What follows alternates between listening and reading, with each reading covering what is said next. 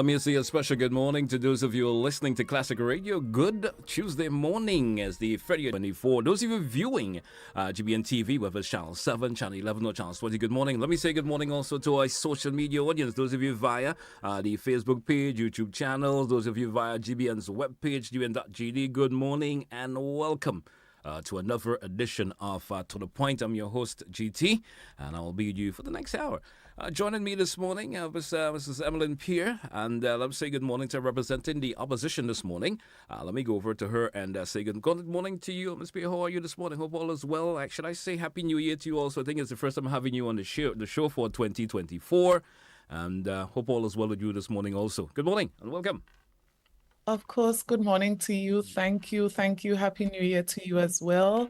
Happy Independence to you, to all Grenadians at home and in the diaspora. It's certainly a pleasure to be on with you this morning. All right. How is everything going within your constituency? Good morning to you. How is everything going within your constituency?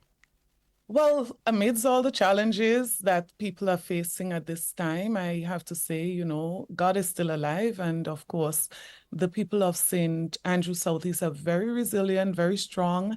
And of course, in the celebration of Grenada's 50th anniversary of independence, as I said, in the midst of challenges, sometimes that's when we see our greatest side, our strengths, our resilience shows up most in those circumstances. Okay, great. Now, Grenada is celebrating 50 years as an independent nation. 50th anniversary celebrations are on. Everything else in between that we'll be celebrating. And so, of course, is our Golden Jubilee celebration, I would say. What's your thoughts on the 50th anniversary thus far?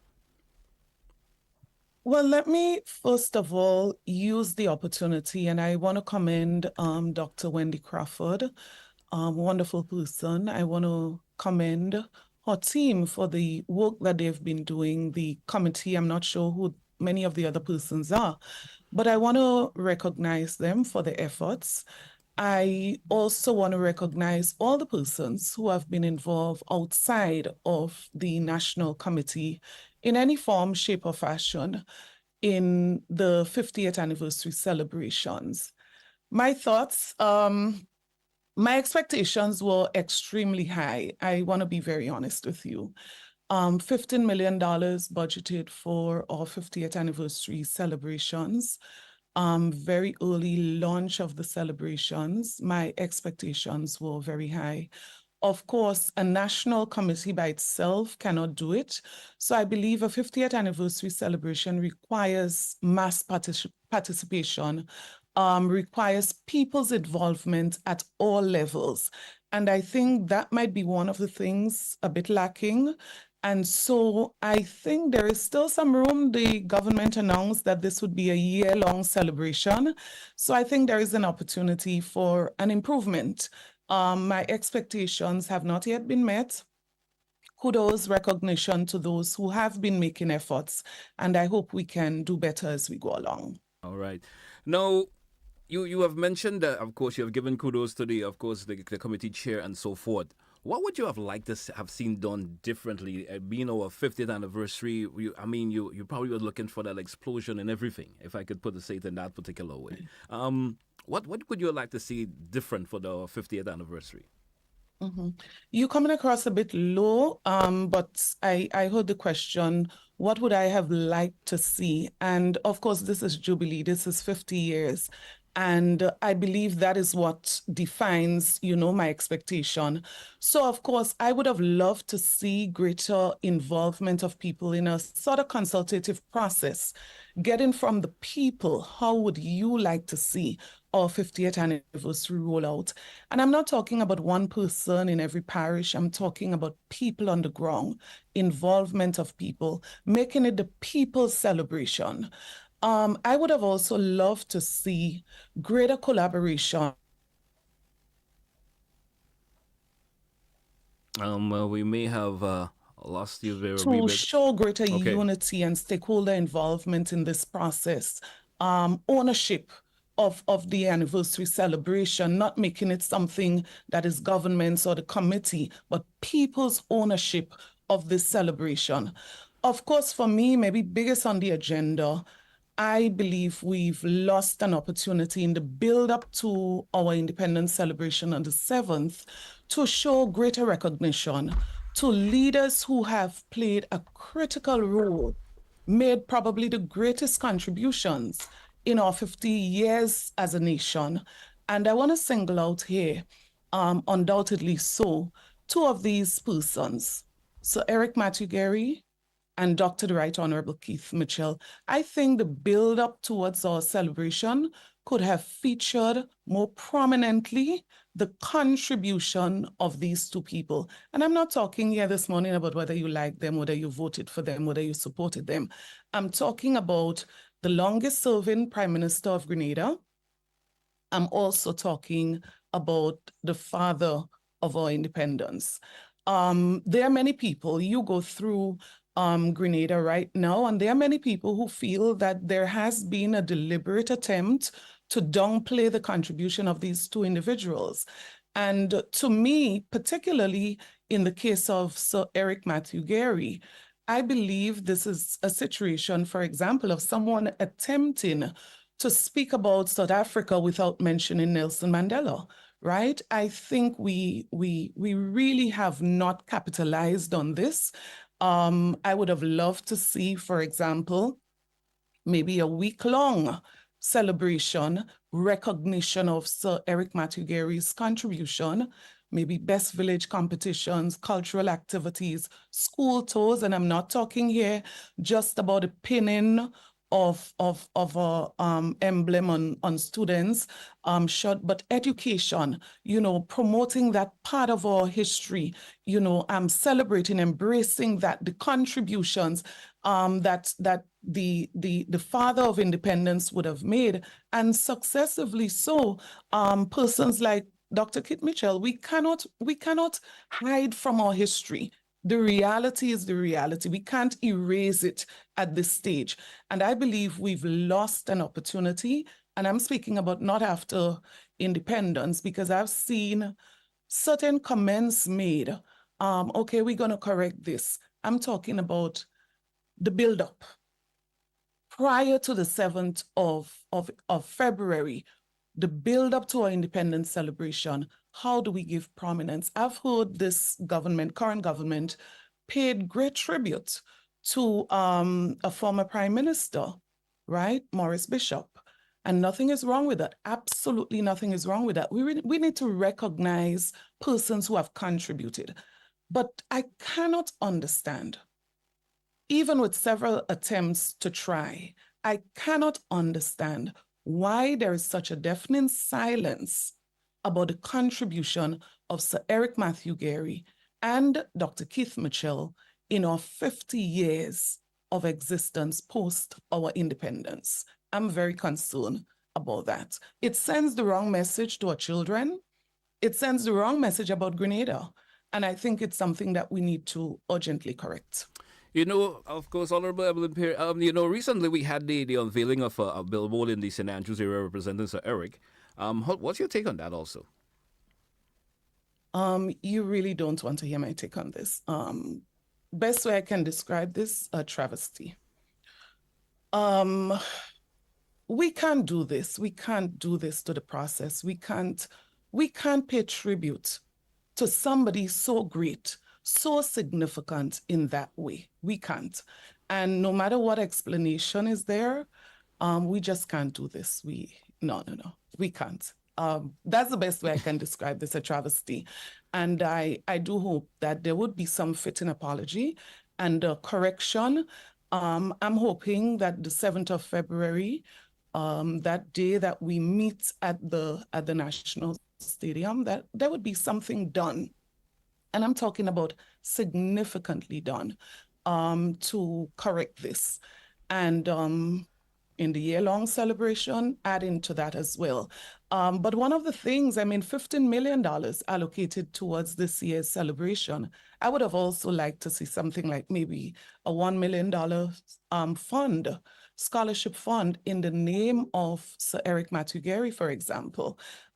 There's just so much that we could have done in the build-up, I believe, that could have made a greater statement of our appreciation or recognition of our forefathers, particularly in this case, Sir Eric Matthew Gerry. And as I said, we have really downplayed. And, you know, we should be mature enough at 50 to be able to put aside our philosophies, our political preferences, you know, who we support, who we don't support, who is green and yellow, and just be honest with ourselves as a people and to recognize those who deserve to be recognized. Honorable Pierre, there's 1 year celebration, as of course the organizer has mentioned, for this 50th anniversary of independence. You speak of Sir Eric, you speak of the opposition leader and so forth, not getting that particular recognition. Will you see that coming up further down the line as the year celebration continues? And I'm really not hearing you clearly, but if it is that you I'm not asked sure. whether I'm not sure why you're not hearing there me, is but still an opportunity to do so, of course, we can correct this. We do have time to correct this. And I'm just saying it would have been so wonderful. It would have been great if we could have started off, kick off this celebration. So for example, the visit to schools, you know, we could have involved our cultural icons. We could have gotten people who are into the creatives. You know, I would have loved to see somebody like Ricardo Kins Douglas telling the story, you know, and the build up, the excitement, getting the students involved and building that appreciation and recognition. So I'm making 2 points that we can correct this. There is time to correct it, but I'm saying we've lost an excellent opportunity for a build up, you know, towards the 7th. And there are probably a couple of days still. We probably can do something more in the coming days. All right, I hope you're hearing me much better this time. I've increased the levels a wee bit. I'm hoping you're hearing me a little. Are you hearing me much better than you were hearing before? I'm not sure why. Anyway, my next question that I have for you. How do you view Grenada's development over the last 50 years? Starting from Sir Eric, we had the revolution, you know, the NMPs, of course, reign as government, the NDC reign as government, the previous NDC to this present one. How do you view Grenada's development over the last 50 years? Mm-hmm. Certainly, we've come a long way, and every Grenadian ought to be proud at this moment of what we have achieved, from whence we have come and where we are today. Of course, that does not erase the truth and the importance of looking to the future. And that is significant at this time. As we celebrate, our eyes must be also on the future. Where do we go from here? But I believe, going back to my previous statement, if you look back at the period of Sir Eric Matthew Gerry's leadership. And as I said, this is not about which prime minister you prefer, who you think made the greatest contribution. This is our history. These are the facts of our history, right? Of our existence post-independence, right? So obviously, credit must be given first and foremost to Sir Eric Matthew Gerry, the bravery, the determination, beating the odds when everybody else thought it was impossible. You know, the naysayers thought, you know, there's no way that this could happen. And it did. And there are so many lessons of determination, self-confidence that we can pull out of this. But the social revolution, I believe every Grenadian would give Jack his jacket in this case, that we did have a social revolution that took place in Grenada during that period. So when you speak about things like land for the landless, when you speak about technical and vocational education, today we speak about it as something that we are going to implement.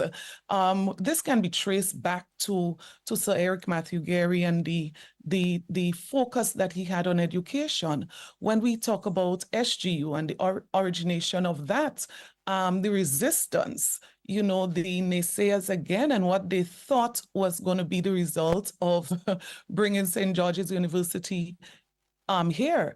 It's, I mean, beyond me, I can't understand how could we not be talking about these things in the build up to a celebration like this. Adult suffrage, for example.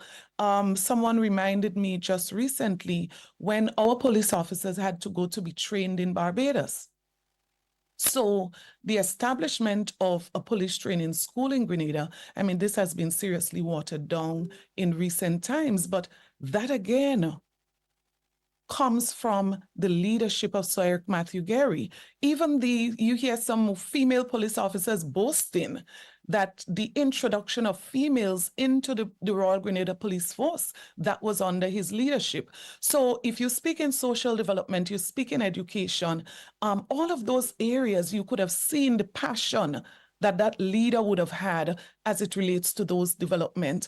And of course, I think no one could debate this, his passion for the rights of people, protecting the rights of people, his passion for the poor and the vulnerable. Today, those are obscenities for some people. But the reality is we have to remember where we came from, the journey where we are today. And we have to, in spite of our feelings, in spite of our emotions, we have to recognize those who would have paved the way. So today we speak about the CARICOM roundabout, and decoration of the roundabout, but trace it back. Sir Eric Matthew Gary, so the origin of this, we cannot lose sight of the fact from whence we came. And many persons would remember this, and I want to applaud Dr. Mitchell here. And many of us would remember, I was pretty young at the time, when Dr. Mitchell would have had a special celebration recognizing the father of independence. Sir Eric Matthew Gary came to the celebration, and for many of us, it can't be erased from our minds, the presentation of the vehicle, the car. Someone was actually able to quote the number plate number to me, and the compensation, and the commitment that we're going to take care of you. You deserve it. And our memories, it's still fresh in our memories, right? And we need our children to know that too. So the legacy of his work, Dr. Mitchell, credit to him again, he would have made that commitment that his legacy would not die.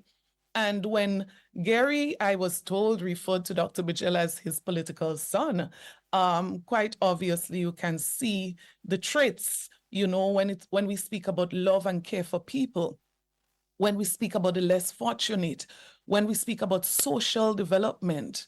You can't not mention Dr. Keith Mitchell, right? And you cannot refuse to see the connection between that period in our history and the continuation of the work in education, social development, even expanding on what was done. So infrastructural development, the progress we've made in terms of economic development or sustainability, when you look at infrastructural projects that this administration, Dr. Keith Mitchell's administration would have led, you could have obviously seen that there has been an obvious passing of the baton, and that would have, in my opinion, I want to make this critical point, as I said before, a lot has been said about Maurice Bishop, and I would not in any shape or fashion attempt to erase that part of our history.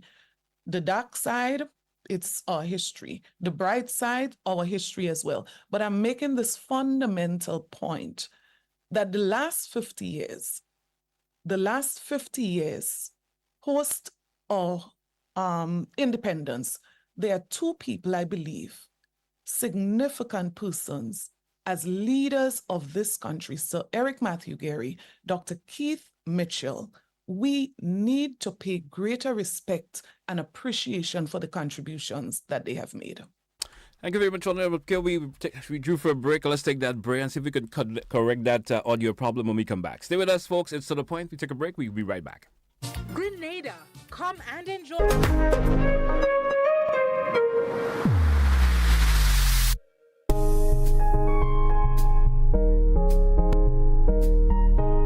The Planning and Development Authority of Grenada, PDA, is enforcing regulations to curb illegal, disorderly, and unauthorized development in several locations throughout the state of Grenada. The authority is concerned that structures mainly associated with vending are negatively impacting the environment, has undesirable public health and sanitation consequences, present obstructions to vehicle and pedestrian traffic, can become projectiles during adverse weather conditions, and generally affect impact the aesthetics of the nation. The PDA will work along with stakeholder ministries and institutions to effect the demolition, removal, and disposal of structures which fall in the category of illegal and disorderly development, commencing January 2024. In this regard, persons who vend in or occupy such illegal structures are advised to secure their personal belongings and have the structures removed ahead of the planned PDA demolition operations. These actions of the PDA have become necessary to safeguard and protect public health and the environment, ensure the safety and well-being of all citizens and visitors, discourage any future disorderly construction, and encourage compliance to regulations pertaining to physical development in the state of Grenada. This is a message from the Planning and Development Authority of Grenada. Nothing like starting a new year with better news than the old one. From the start of 2024, the NLA has much news to share. Get this, the 2x dropped promo that players have been enjoying is extended to January 31st, 2024. Yes, Grenada, it's goodbye for a longer while 2x. With no 2x balls and fewer free play balls, players, your chances of multiplying your winnings 5 times more with multi-x added to Playway will continue to grow. Don't miss out. For every draw, ask for Playway with Multi-X. It's a great time to value your dreams, win your way, and multiply your winnings in the NLA's 2X Dropped promotion. Must be 18 years and older to play. NLA, making your dreams come true.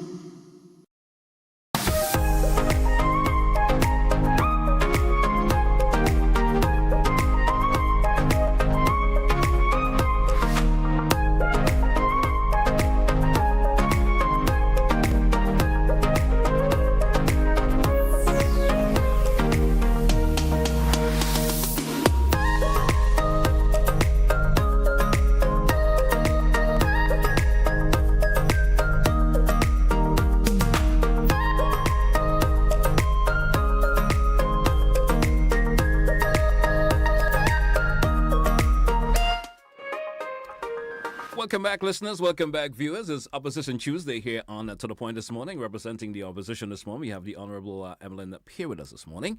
And we're talking, more or less, our conversation seems to be dominating a wee bit on our 50th anniversary of independence.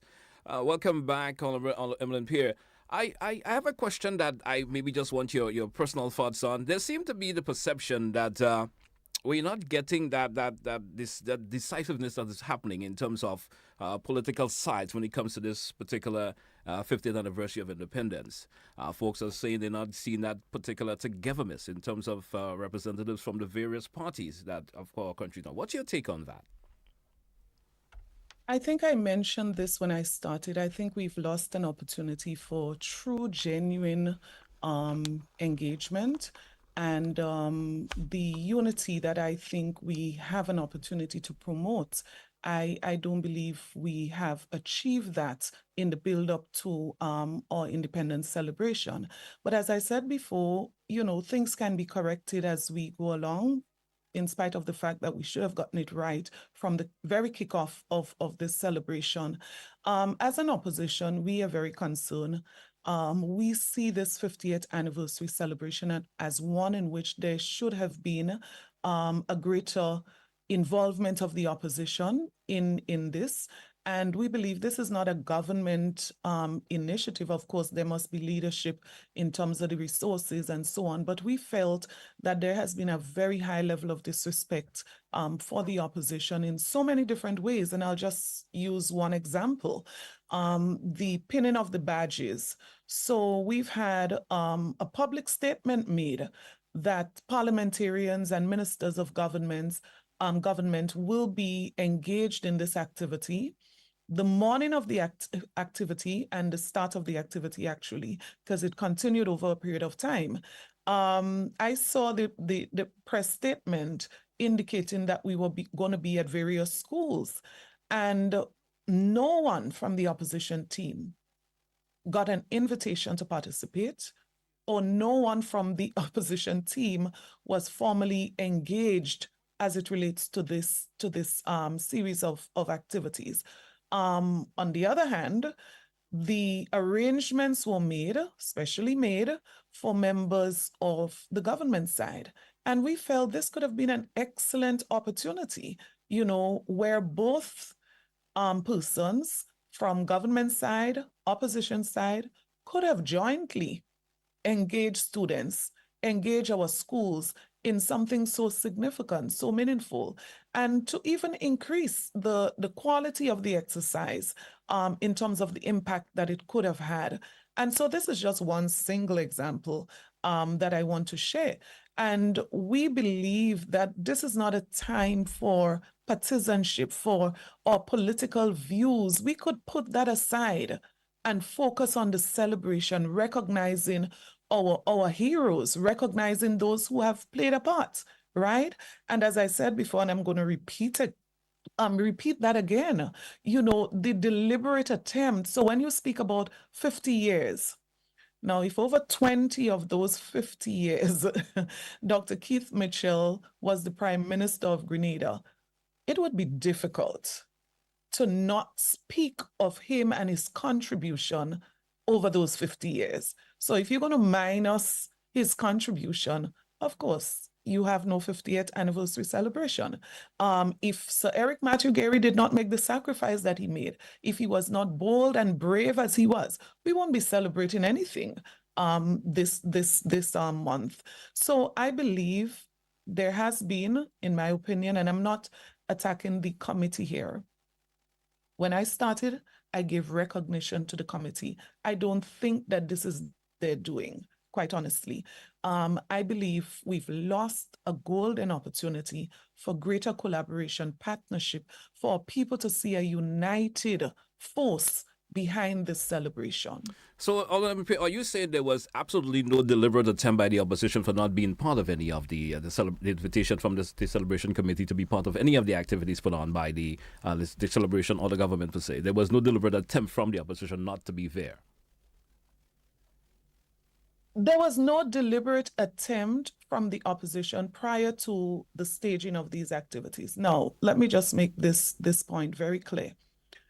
If you're having an official activity and I'm not invited to the activity as an opposition member, as a member of parliament, now if you say parliamentarians are going to be represented, parliamentarians are going to be there, then how do you explain not sending me an invitation?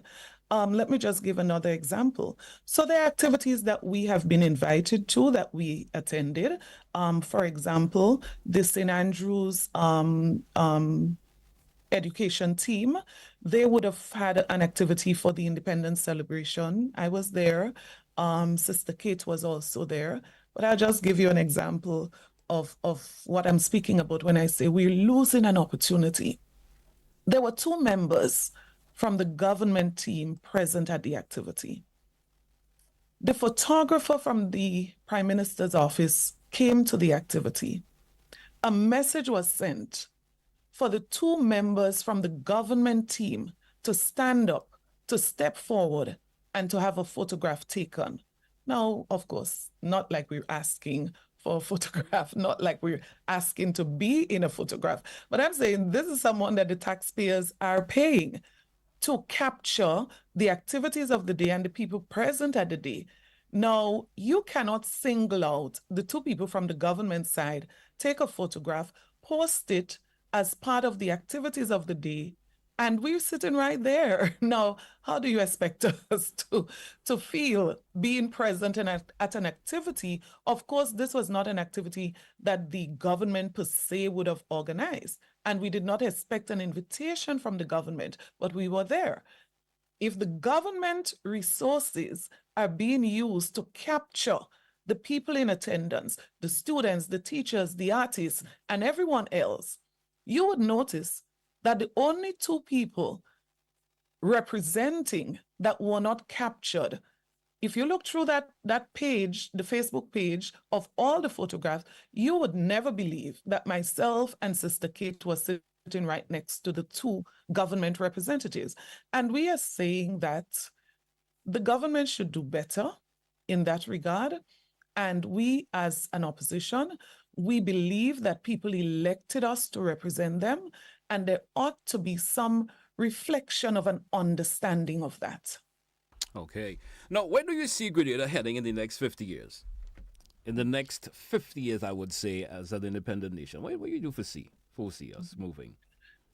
And just branching off of what I just referenced, I would want to see in the next 50 years that unity that I believe we are known for, that I believe we can demonstrate across political lines. We can put our political differences aside sometimes, especially on occasions like this. So I want to see greater effort in uniting our people.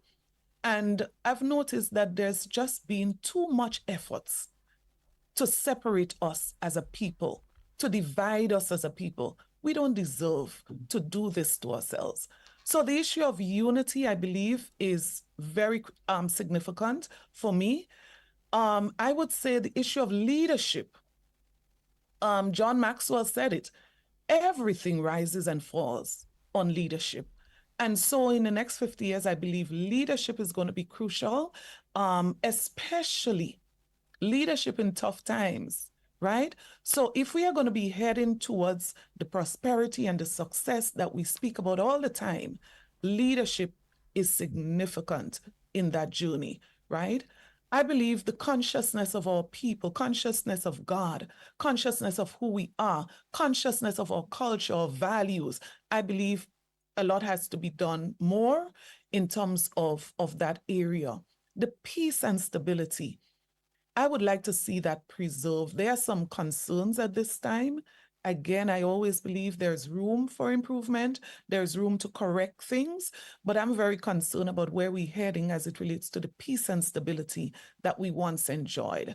So 50 years ahead, I think that has to be a critical area, emphasis on protecting the peace and the stability of Grenada. The issue of continued economic development, we cannot afford to compromise on this. We have made significant progress. We have made significant strides in this regard. So we have to focus on the issue of sustainability. How do we ensure? And you know, only recently when there was a bill passed in Parliament, and Dr. Mitchell was speaking about preparing for rainy days. We don't know what is ahead in the next 50 years. When we remove the cushion, when we remove the very things that are going to be important in our resilience as a people, we don't know what disaster is ahead. And that is why it's so important for us to be sustainable in so many different ways. Our economic sustainability is critical. And so we cannot be taking policy decisions that put us at greater risk. We cannot be taking actions that put us at greater risk. And so we have to invest in developing our country, not just the social aspect, not just the other areas that I just mentioned, but economic development. We have to give credit to the past administration, the New National Party administration, for leadership in technology or technological advancement. The world is moving at fast, lightning speed. The technological revolution that we're experiencing right now, we have been known to lead. Right? We have been known to lead. And so we have to stay ahead of the game. So I would love in the next 50 years that we are still ahead in many ways, right? Particularly in this region, and that we continue to lead in the area of technology. We are threatened by artificial intelligence, but of course, I believe if we put systems and structures in place now, it would significantly reduce the risk that is before us. I saw one trade unionist spoke recently on this issue and the concern of what can be our workforce in the near future. Of course, we have a golden opportunity now to ensure that we are putting systems in place. We are creating those enabling conditions for people to prosper, for people to advance wherever they are.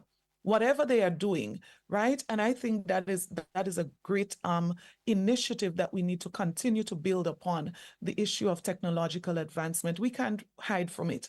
The issue of innovation, and we need to embrace innovation in a way that it protects us, right? It advances us in the next 50 years. So when we speak about agriculture, for example, the young people are looking for more modern systems, more modern ways of doing agriculture, and many of them are involved. Many of them are motivated. But how do we ensure that through innovation, we stimulate our young people to come up with means and ways not to wait, but to actually take the initiative to build upon what we have? So innovation in agriculture, innovation in education, so many different areas that we can look at. And I believe the future could be bright if we take the right decisions now, if we do the right things now. There are too many mistakes that I believe we have already passed the stage.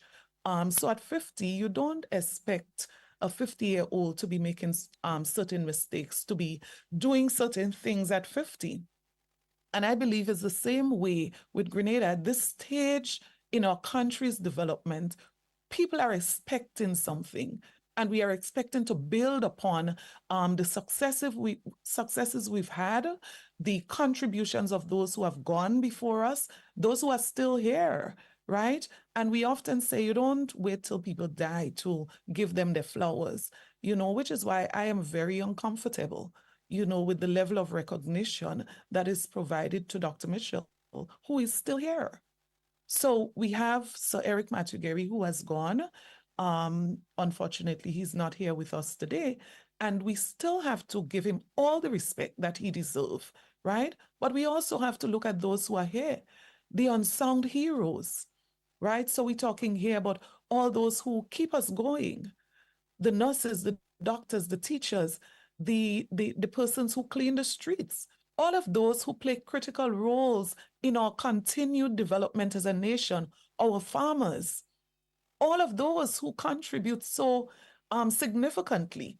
We have to ensure that hand in hand, we are holding each other, we are building on what we have. We seem to be shifting to a mentality of throwing the baby out in the bath with the bathwater, So because you're not in power, because you are not the leader today, what you did was of no good. We must do something different, and just doing something different for doing something different's sake. No, I'm saying let us embrace what we've achieved. Let us build upon, let us make things better, right? If we embrace more of our successes and build upon them, I believe we will be far better off in 50 years. All right. Honorable Pierre, we due for a break. Let's take it. But I have another question. I hope you can ponder upon it, and when we come back, you probably can answer it. I was saying, what makes you feel proud to be a Grenadian? Probably you can ponder upon that a wee bit, and after the break, you probably answer that for me. And we also will entertain some phone calls from our listening and viewing audience out there. We'll be right back after the break. Be part of Agriculture Reimagined.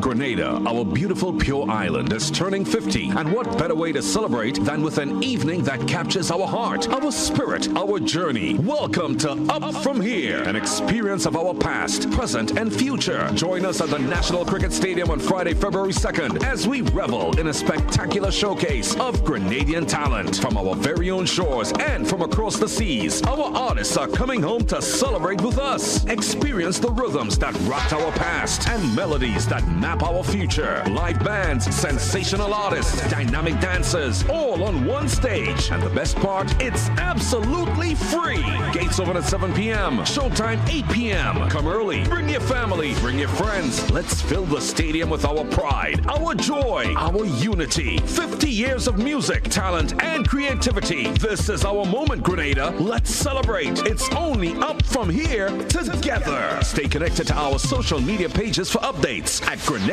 Turns 50. Grenada, come and enjoy 3 nights sense of celebration and consecration as the Latter Rain Revival Center celebrates Grenada's Jubilee anniversary. Let's come together to give God thanks for the past 50 years. Join us from January 31st to February 2nd at the Gateway Conference Center in Point Salines. Special guest, Bishop Griffin Daniel from Dominica, bringing a powerful message to pure Grenada. Don't miss this special celebration for Grenada's Jubilee Independence Anniversary. Come and experience spiritual growth, unity, and gratitude. Hosted by the Latter Rain Revival Center, where faith comes alive. I love my Grenada, my homeland forever.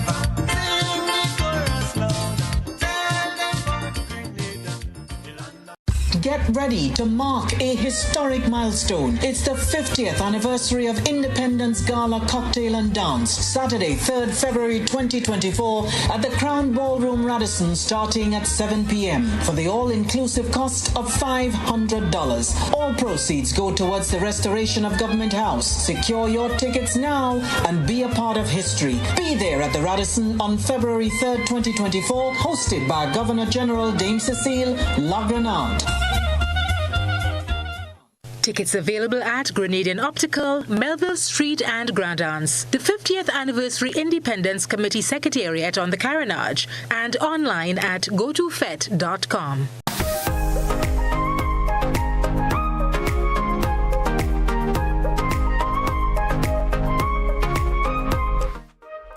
Welcome back, listeners. Welcome back, viewers, to The Point for today, Tuesday, the 30th Opposition Tuesday here on To The Point. I'm your host, GT.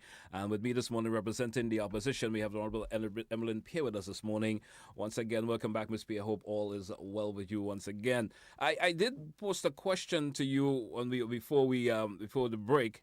Which stated, what makes you feel? It's a bit of a personal question, if you could, may I say, what makes you feel proud to be a Grenadian? Mm-hmm. And when you ask the question, just the preamble to answering, something immediately popped into my mind, and I'll just share that experience very quickly that would inform my answer. Just before I got into politics in Grenada and frontline politics, I went to Nigeria for 3 weeks to monitor the elections there on behalf of the Commonwealth Secretariat. And I had an experience I would never forget. My impression of the culture and the people and some of my experiences and the level of influence, foreign influence. So I never expected that I would see women bleaching their skins in Nigeria. I never thought I would see the music, foreign music, so prominent in some parts of the country. And I got very concerned. I'm like, oh my God, where are they heading? Our perception versus what I was seeing. And in the case of Grenada, I feel extremely proud to be Grenadian. I'm never embarrassed to say I am Grenadian. As a matter of fact, our people, for me, and I really do not want us to lose who we are as Grenadian. We must never be ashamed of who we are. We are good enough. Our experiences, our history, our culture, we should be bold and brave to tell anyone of who we are, right? So the warmth of the people, the love of the people, I don't think it can be matched. There is something unique and special about us as Grenadians. But another thing that makes me really, really proud of our people, the resilience. When you look at what we've been through, oh my God, some that I didn't experience personally, but those that I experienced personally myself, when you look back where we came from and the images right now of our people in the river washing during post-Hurricane Ivan, the resilience, the ability to bounce back. And that is why we cannot erase the reality of the past, the leadership that we are able to muster up in times of trouble, in times of crisis. And this is why I get very concerned sometimes. In a crisis, you got to be able to count on leadership of our country. And that is something for me I feel proud of, the resilience of our people and how our leadership in the past has been able to pull our people together, rally them together and move on in times of crisis and difficulties. Our natural beauty, of course, right? Not just the beauty of our people, but of course the beauty of our country. People come here, they die for what we sometimes don't appreciate. They die for what we sometimes don't even think is important, right? And of course, as I said, our achievements as a nation, our history. Our history has been very colorful. There are things we are very proud about, and there are things we are not so proud about. But that is what makes us who we are, right? Our history and our culture. So I'm a proud Grenadian. I don't wish I could have been anything else but Grenadian.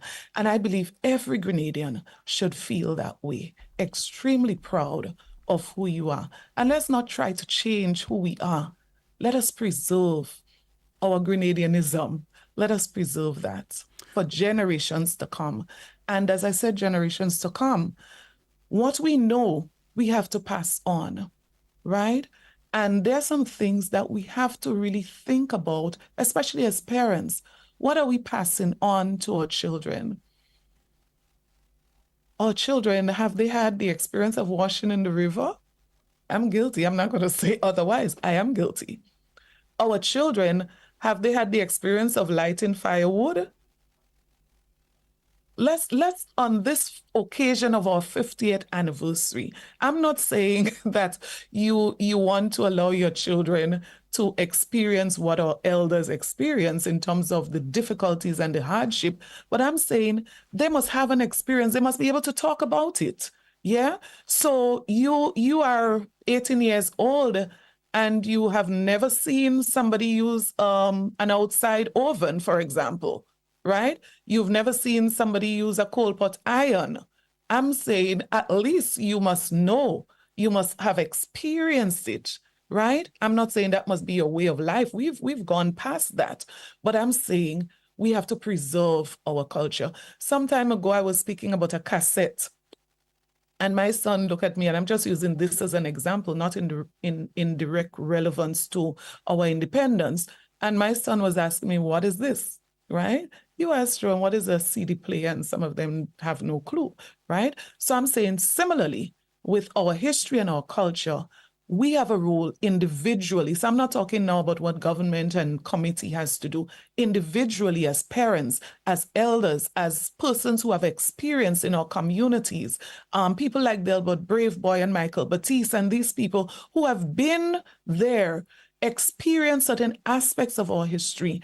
We all have to encourage people to play a greater role in the individual capacities on the ground level. And I'm not talking about during the celebration. I'm talking about continuous engagement of our young people in understanding who we are.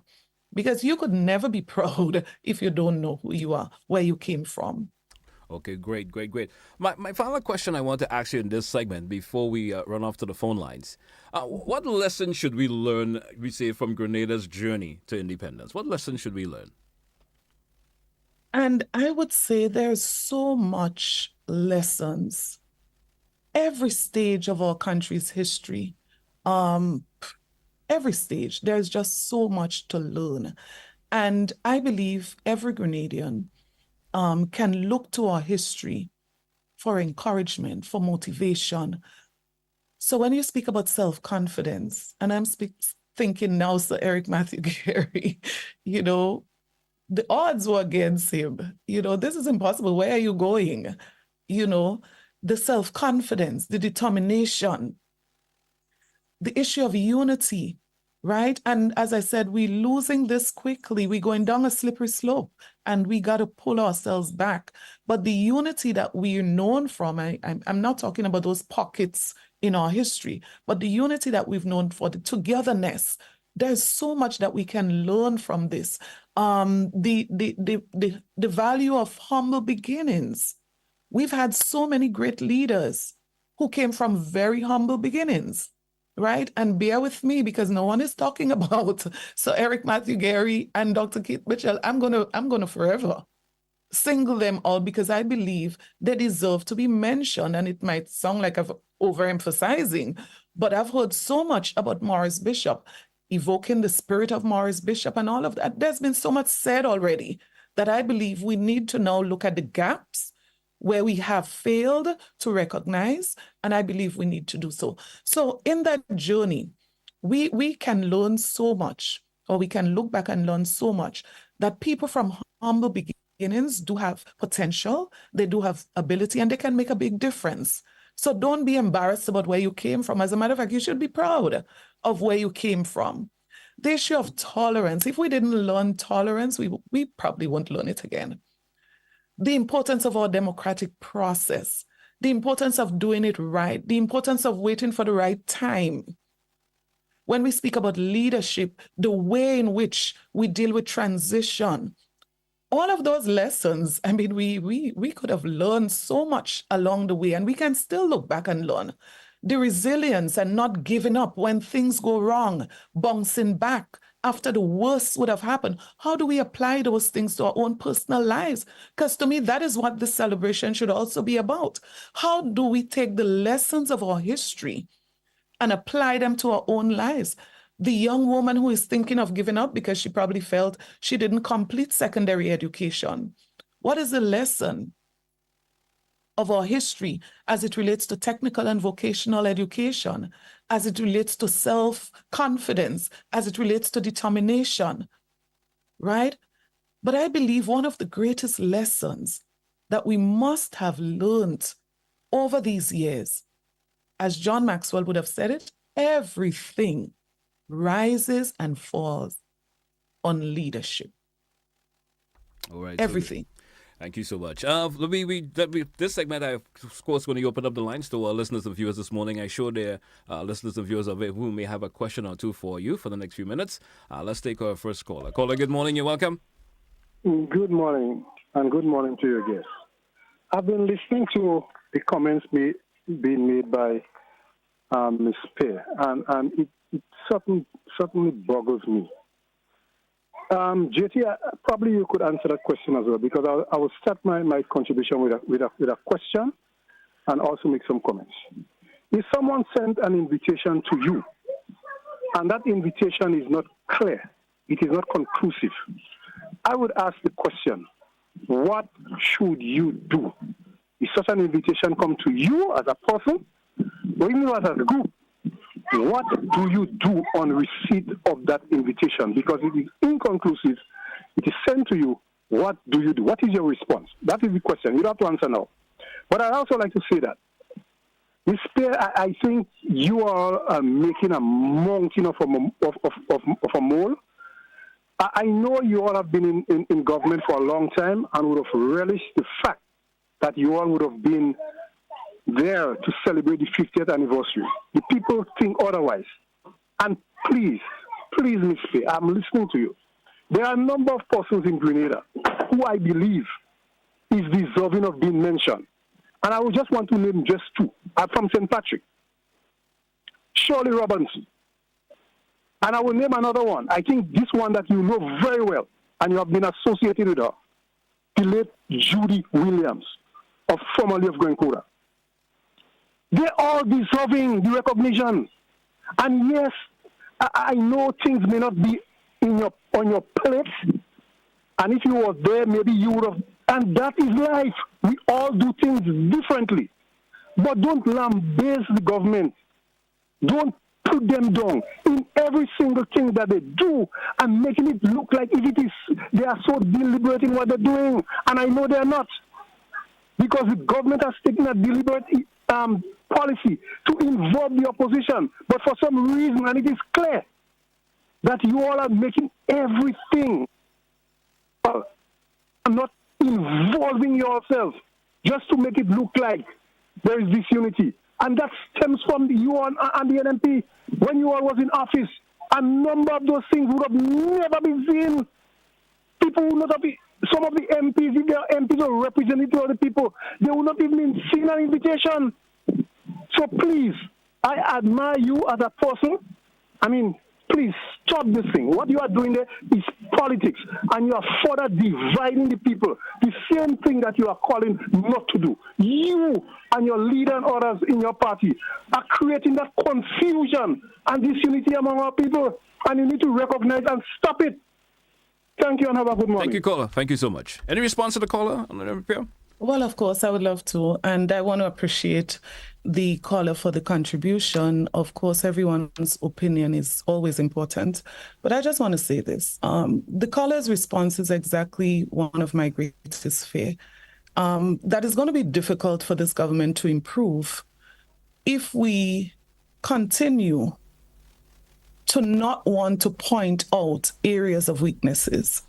If we continue to not want to tell them areas where they can improve, we are not going to be better off for this, right?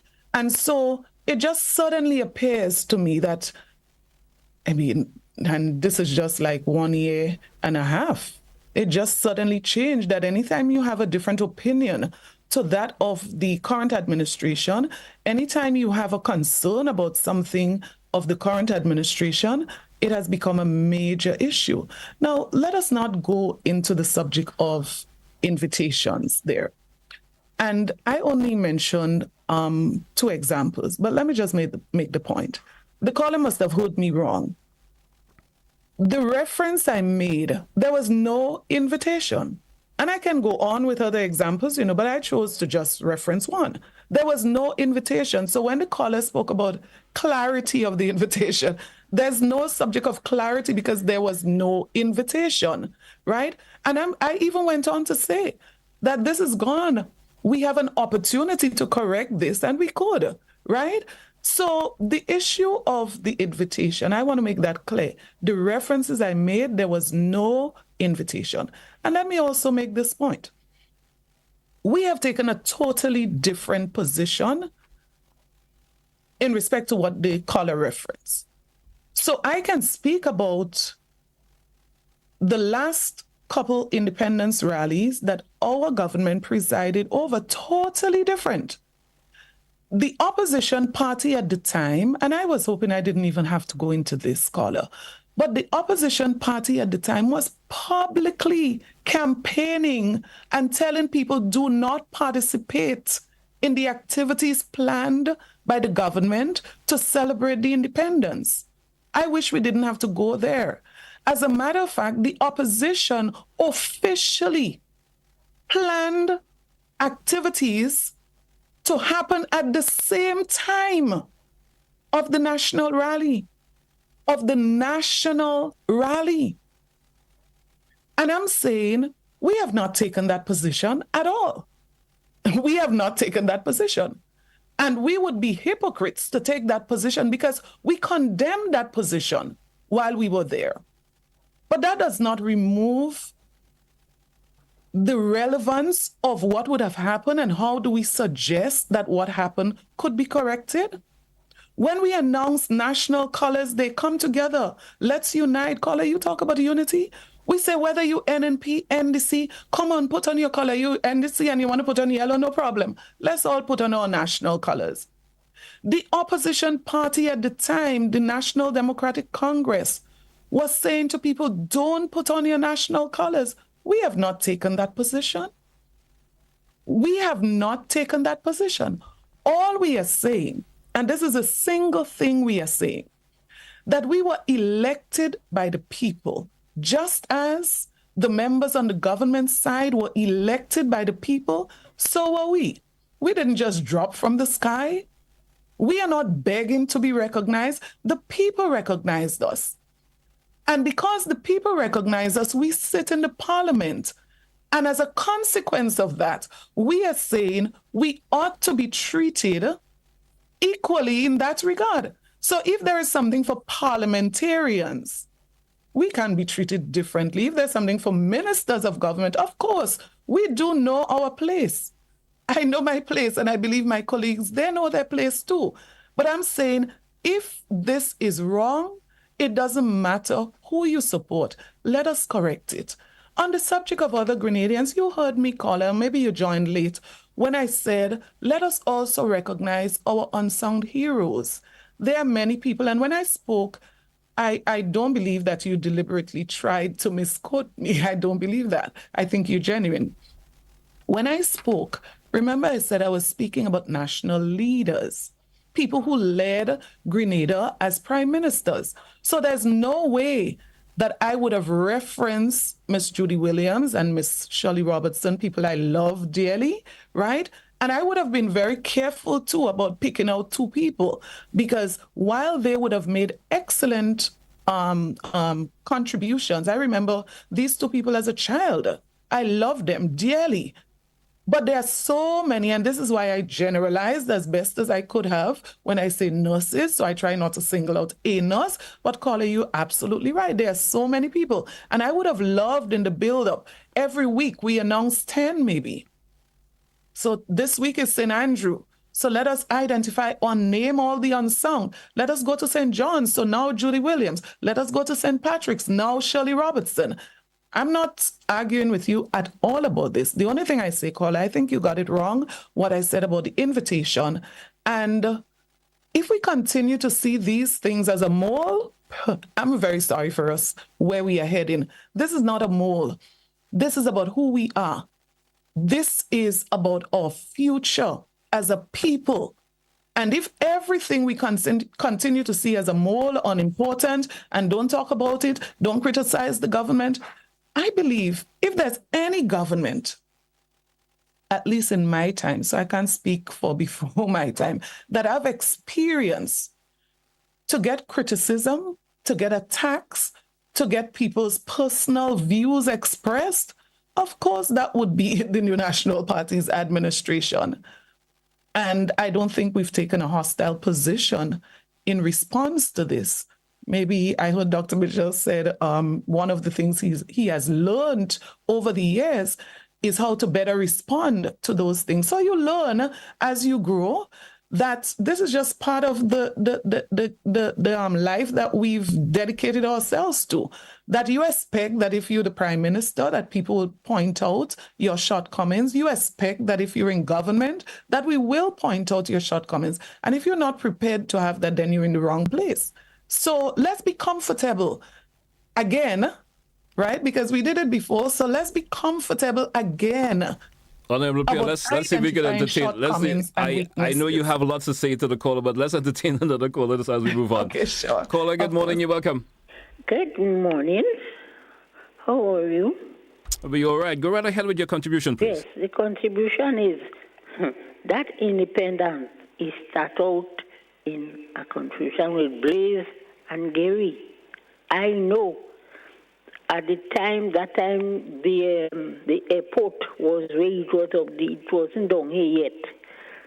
You had go Gary go. And both of them go up, you know. Both of them sign it.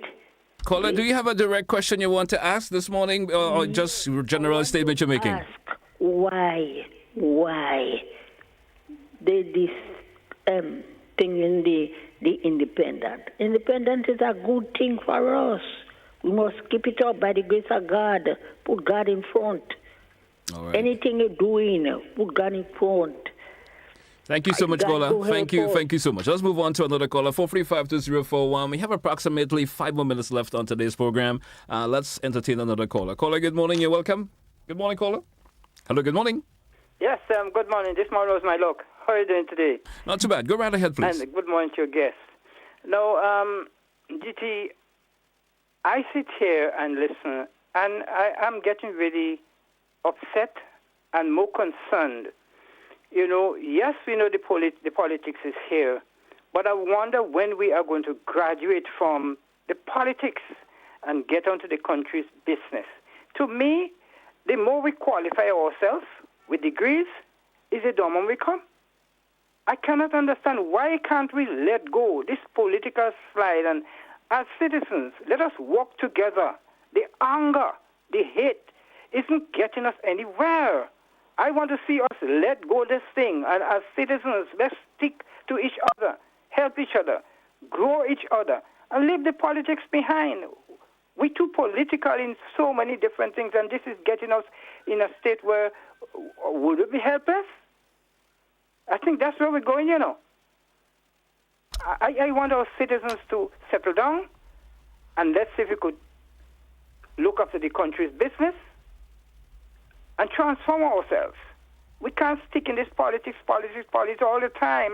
It's getting me upset. Have a good day, sir. Thank you, caller. Thank you so much for your contribution this morning. Anything you want to respond to the caller, an agreement or disagreement? No, I absolutely 100% agree with the caller. I totally agree. And I've made that statement as we went along this morning. All right. Honorable Pierre, I think we drew for time this morning, which means any closing comments before we take a wrap this morning? I just want to end where I started by wishing all Grenadians at home and in the diaspora very happy independence. This is a big one for us. And I agree. I wouldn't disagree. We must be moving up, right? I totally agree with that. But I believe that as we move to determine if we go up or down, there are some critical things that we have to pay attention to. And I do hope that as a people, in spite of our political differences, in spite of our political views or philosophical differences, whatever they are, that we would be able to put our hands, our heads, and our hearts together and ensure that we contribute to us moving up. One person cannot take us up. Two people cannot take us up either. A committee cannot take us up. It requires the combined efforts and determination of our people. It requires the respect of our leaders, past and present. It requires the commitment of all Grenadians, the embracing of our history, our total history. It requires the embracing of our history, working together as one people, one nation under God. May God bless us, and I pray that we'll continue to move up. All right. Mr. Speaker, I want to thank you a whole lot for being on the program this morning. Definitely interesting conversation. Have yourself a great day and happy Independence in advance before to go out. You too, and good morning to all of your listeners and viewers. Once again, thanks all our viewers and listeners this morning. Thanks for being with us on the program this morning. Have yourself a great day. That's where we say goodbye for this edition of To The Point.